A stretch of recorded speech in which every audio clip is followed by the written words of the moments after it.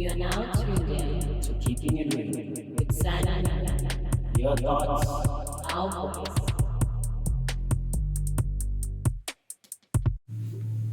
Hey guys, welcome back to another episode of Keeping It Real with Sana and Yoli.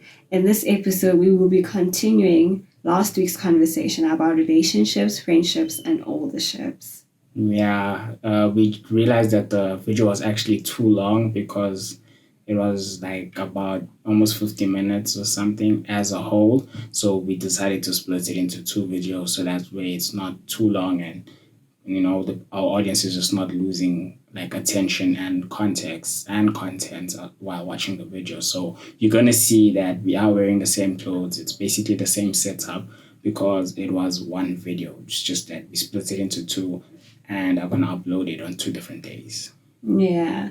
So stay tuned for that episode and let us know in the comments below what you think and if you have any questions or anything you want to share regarding last week's title of relationships, and stay tuned for more episodes to come. Yeah, other than that, let's hop into the video. Like, I'm very emotional too, so me and being an emotional and a Cancer being emotional, we're gonna clash, and therefore we just not gonna vibe.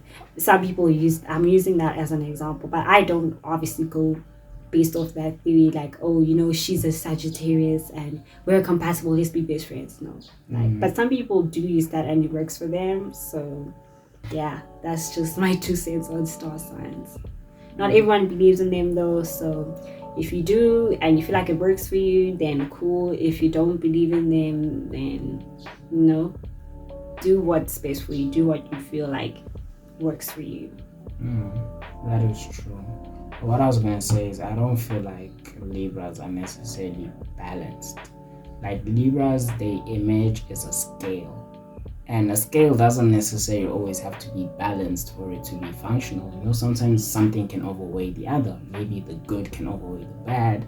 Sometimes the emotionalness can overweigh the ability to control emotions. So it's like, yes, to a degree, you're right. Like Libras are like balanced in certain aspects, but at the same time, I feel like there are certain aspects of them or characteristic traits that do outweigh the other. And I feel like, like you said, some characteristic traits of zodiac signs do actually come into play when you really evaluate someone according to their star sign.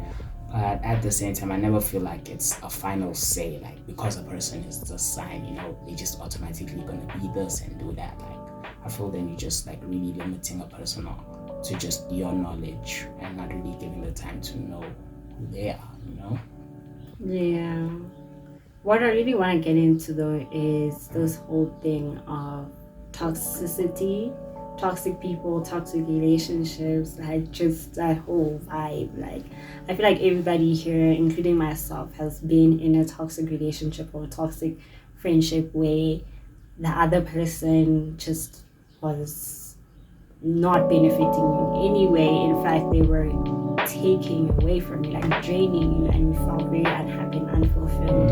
Or you may feel like you were the toxic person in that relationship or friendship, and you were making other people feel the same way. And I would like to share like my personal experience with toxic relationships, friendships. I feel like I've experienced both situations, and those situations are very similar in the sense of, again, boundaries. Like, initially when you meet somebody, like you hit it off, you get along, and it's all good, and then down the line, things just start changing, and they start changing, and becoming their true selves, and you kind of just stick around and be like, oh, that's just they're having a bad day. You start making excuses for them, you start compromising for them, and like before you know it, like kind of giving up a lot to maintain that friendship or that relationship, because the person that they were in the beginning was somebody who you really like want to associate yourself with, and you're hoping that that person is still there, or they're going to change back to that person that they were, but they don't, and you end up finding yourself in a position where you're like, depressed, basically, to say the least. And you kind of have to cut things off. Like, you can't wait for the other person to cut things off because they're not doing what's best for you. And I feel like me, on a friendship level, like, it's very easy on a friendship level to be like, you know what, this isn't working out for me, you know, because of A, B, and C. Yeah. And sometimes they might not respond in a way that you might anticipate, but that's okay, as long as you communicate and you're honest. How they react, that's on them. Relationship wise, it's a little bit more difficult because you kind of invested a lot more in that person, where it's hard to walk away because you really love that person. And for me, that's something I experienced where you felt like, you know, that person, I really care about them, and what I'm gonna do is gonna hurt them, but they're hurting me, so I kind of need to do what's best for me. And it can be very difficult for you to get to that position of doing what's best for you because you really love those people or that person that you're with. And I'm just saying that this whole toxicity, like, trend just needs to end, especially with women. You know, women, like, in relationships specifically, if you kind of endure it and you don't leave when, like, at the first sign of trouble, then you're more respectable than somebody who just cuts ties, you know, especially with marriage. Like, if at the first sign of trouble, like, your partner is not being who they are supposed to be with you, and you just divorce them, then, you know, there's not that same respect to a woman who kind of stays in their marriage and works on their marriage. And I feel like that is unfair to some degree because, you know, some things are just very difficult for you to kind of stay and endure for example, abuse. Like, any type of abuse in a relationship isn't good, whether you're married or dating. Like, it's not good. And if you stay and endure it because you believe somebody is going to change and they don't change, then you're gonna have to leave because you have to do something that's best for you. And it's easier said than done. You know, marriages and relationships, two different ball games. In terms of, like, you being able to leave and come back, like, it's not that easy. But, you know, in essence, doing what's best for you is the ultimate priority in all relationships. And it may not be the easiest thing to do, but it's the best and most beneficial thing to do for you. So look out for yourself, because nobody will look out for you the way you look out for yourself. Yeah, that is true. But for my, like, 2 cents on about toxicity and toxic, like, relationships, I feel like toxic relationships stem from two. It could be more, but for me, like, the main factors that I've noticed is the two factors. There's one, it's fear, and the second one is falsehood hope. The fear aspect is like, you know, the person fears, like, if I leave this person, you know, how is that going to impact me? Like, how am I going to survive without them? You know, basically you're fearful of, like, what's going to happen to you internally and just your life moving forward. And then the second method of fear is, like, fearing for the person that you're with. Like, if I leave them, you know, I'm going to hurt them, they're going to break, you know, like, they're not going to be the best, you know, like, you just feel like the worst is going to happen for them. And then the forceful hope side is when, like my co-host said, is like when you keep telling yourself this person's going to change, this person is going to be better. And forceful hope is usually associated with the person that you were with at the beginning, you know, because people at the beginning of relationships, they always, like, present their highest form of selves, you know, where they just everything, they just hit all the ticks in the boxes, you know, like, they patient, they respectful, they loving, you know, they shower you with affection, like, they do all the right things, and you feel like, no, I am sold on this person, and, you know, this is someone I just want to go into it long term with. And then as, like, time progresses, like, people start getting more and more comfortable in who they are, and they start revealing themselves, and then that's when you're like, okay, you know, this person is different, this person is new, I don't know who is this person, and I don't think I like this person. But then that memory of, like, who they were at the beginning always comes into play of, like, you know, but in the beginning they were this kind of person, they were respectful, they were loving, so that person is probably still in there, I just need to, like, take them out, you know, I just need to bring that person back out again. And that's where the forceful hope comes into play, where you're always hoping of, like, a change for the better in the long run. And then the two aspects of fear, where you fear for yourself leaving someone and you fear for the person you with. side, which is wanting to fix someone. Like they're broken, and you're there to kind of help That is them true. That or is fix true. them to become better. Like I used to be that person. My relationship, this toxic relationship that I experienced, like this person in the beginning, everything was fine. Like I'm really vibing, and then like maybe a year later, past the honeymoon phase, you get to see who they really are, and they were really like a nice, sweet person, but they just demonstrated like a level of kind of dependency. Like there was a high level of dependency to a point where, they would express to me like, no, I can't live without you. If you were to leave me, I'll just kill myself. That kind of thing, and that would really concern me because that creates fear in me from leaving you because I don't want you to kill yourself. I don't want Exactly. to I don't want to be the cause cause of that. of that, your family is leaving because I left you, and I mean that relationship, it took me a long time to gather the courage to be to that person like, hey, like I can't do this anymore, in a way that they will understand because they were telling me, without you, like I don't see myself living, and that level of toxicity can be very tricky, especially from a woman's point of view, because we're nurturing people, we care a lot about people, and for somebody to say that to you, even though you don't have been in a relationship anymore with them, you still stay because that's what's best for everybody. Exactly. Unfortunately, the only person that's hurting here is yourself. And I'm sorry to like say or feel like I'm encouraging like suicide or anything, but if I'm in a relationship where it's no longer serving me, I feel like there's just a high level of dependency on me. Like you're living based off my existence in this relationship, then I'm leaving. I mean, you have your own life, you are your own person, and I feel like we're two independent people in a relationship that are building something together. Like we're not one unit, Like going back to the last episode, I think we were like, a relationship is like 100% of me and 100% of the other person. It's not 50-50. You're not one person, you're two people. And I felt like in that relationship, we were one person, And I had to leave. Like, I eventually left.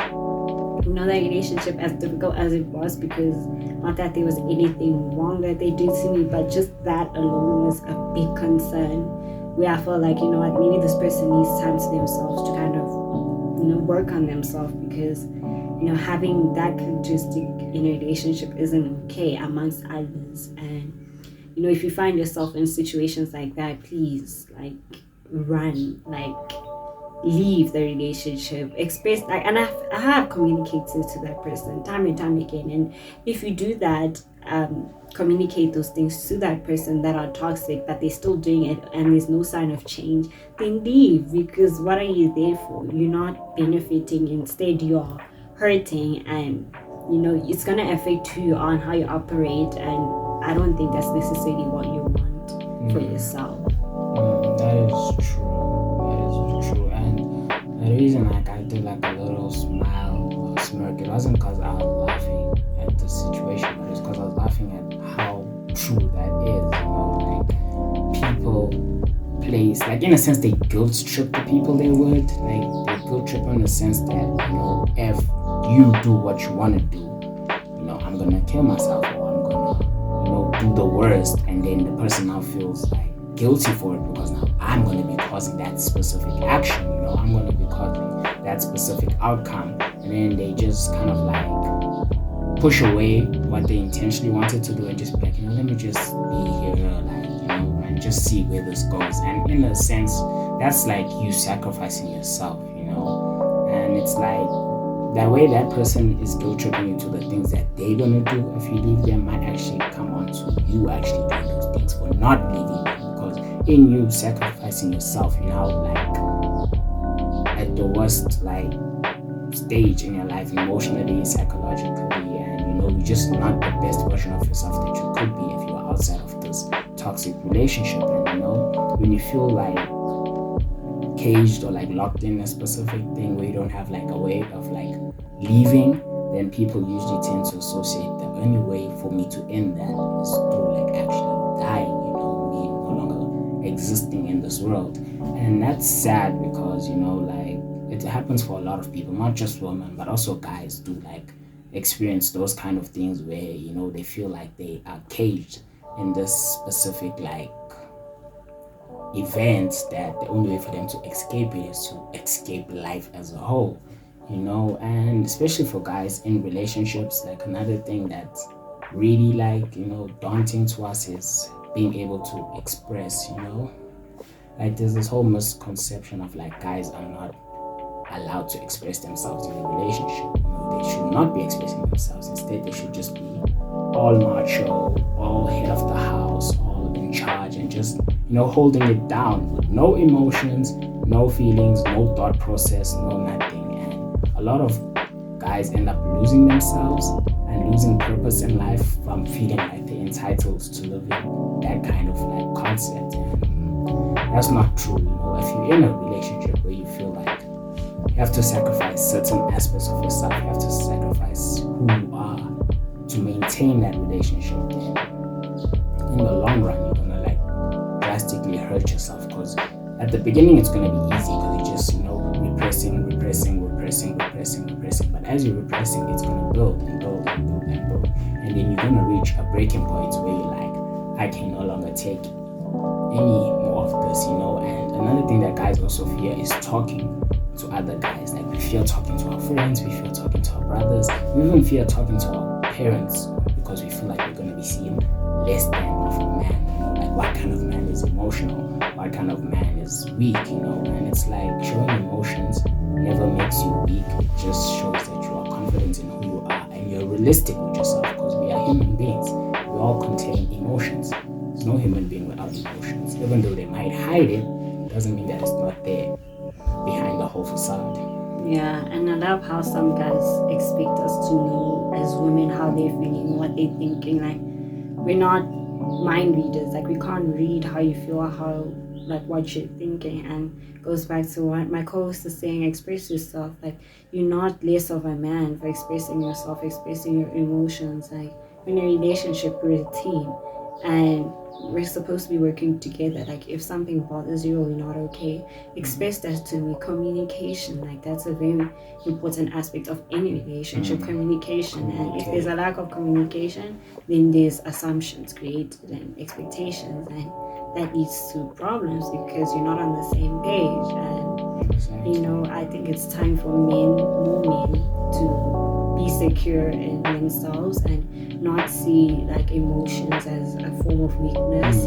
And because it is normalized amongst women, like, oh, women are emotional anyway. But it's not us being emotional anyway. We just confident enough to express our emotions and not hold back in relationships, and the same should be shown from men in relationships. That is true.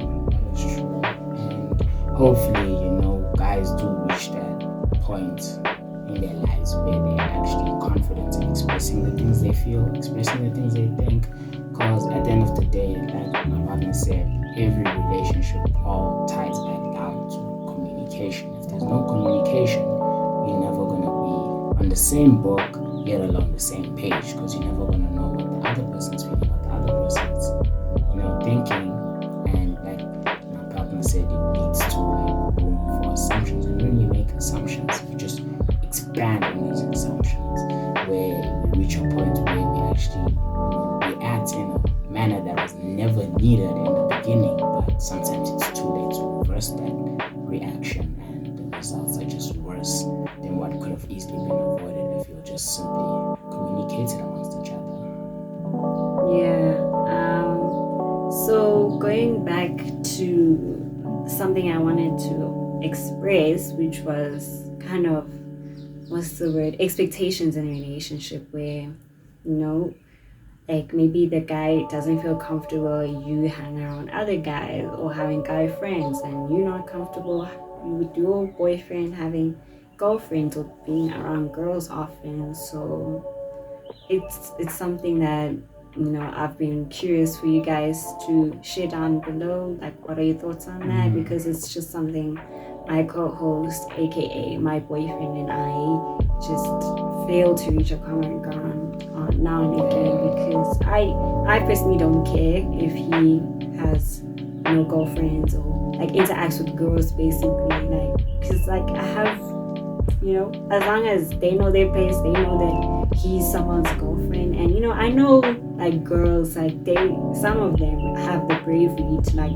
look past the fact that someone's in a relationship, and I feel like that's guys as well, they do that too. Nobody cares about that shit nowadays. So they don't care, but that's on them. I'm talking about you. Like, if like I'm confident in you, like you can talk to girls, you can interact with girls, like I trust you, there's trust there, and I feel like it does go back to trust. Like, if you trust your partner to like act in a way that's appropriate or respectful to you, like as someone's girlfriend or boyfriend, then it should be fine. But if trust is broken, or like you're still building your trust in that person, then you kind of have to communicate these things where you're like, okay, we can interact with males or certain guys, but on this level, like on a professional level, whatever level they're comfortable at, and vice versa. Yeah. But is that toxic though? I feel like a lot of people Controlling. misunderstand the concept of trust. Like, for example, certain people feel like when you say you don't feel comfortable when they're around the opposite gender, then it automatically assumes that you don't trust them. No. There are certain people that trust their partner but don't trust the external environment, because nobody can ever control the external environment. Exactly. So it's like, sometimes you might trust your partner but just not trust the external environments to the extent where you like, you know that there's room for anything to happen. And in some cases, you actually find situations that validate exactly what you're expressing, but at the same time, it all just ties down to what a person's comfortable with and what a person's not comfortable with, and that's that. Yeah. Single for the streets. Sorry, that was on my age. Like, if you're for the streets, like, are you for the streets? What is on the streets? That whole concept of on the streets or for the streets? Because I think it relates to someone being single and just mingling around. Like, I mean, for me, that never really worked. Like, I'm not a great mingler. Like, I'm not for the streets. Like, I'm just somebody who's meant to be in a relationship, and if I'm not in a relationship, then I'm just me. But some people do it. Some people have fun on the streets, and that's how they end up finding their person. It all comes down to a person's character, Like you said, some people, like, they will open arms accept being for the streets, and some people, they just not content with their life. They're not those kind of beings that, they don't mind hopping from the next person to the next person to the next person, like, nothing happened.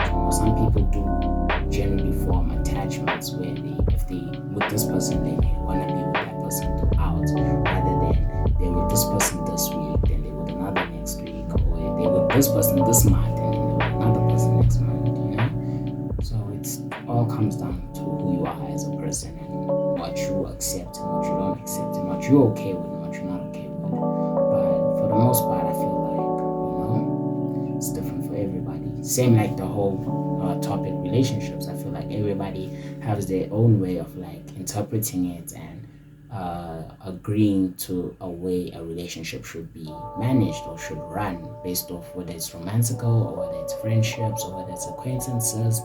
But for the most part, we leave that to y'all. We were just sharing our 2 cents, our interpretations of it, and feel free to accept it or leave it where you found it. It's all good with us. Yeah, it's all good with us. And sorry, I'm laughing. What did I want to say? I wanted to say something to add to the whole street idea. Oh yes. But there's some people, they come across as like, oh, I'm serious, I'm a commitment person, but they actually follow the streets because they know, especially guys do this.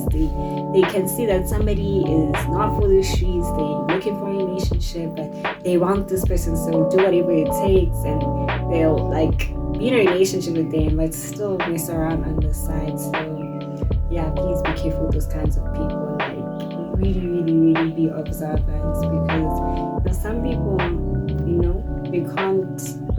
can't change. It's something about spouse on a leopard. Like you can't change the spouse of a leopard. Like if somebody is a certain way, they are a certain way. And that's that. That's how they operate. That's facts. But with that all being said and done, we hope you guys enjoyed the video. If you actually stayed until the end. But Yeah, because it was a quite long episode. Because there's a lot to say. exactly, there's so much to be said about relationships, but we tried to narrow it down as much as we could. And yeah, we hope you enjoyed the episode, enjoyed the video. Be sure to leave a like, a comment if you feel like there's anything you want to add on or express. But for the most part, I would say that's it from our side. That's it from my side. Is there anything you want to say? Nah, I'm all good here. It's all good to the side. With that said, I guess it comes to our conclusion of peace and love. Peace and love, guys. Let us know in the comments below what you think, and let us know if you would like a part 2. But yeah, signing out. We out.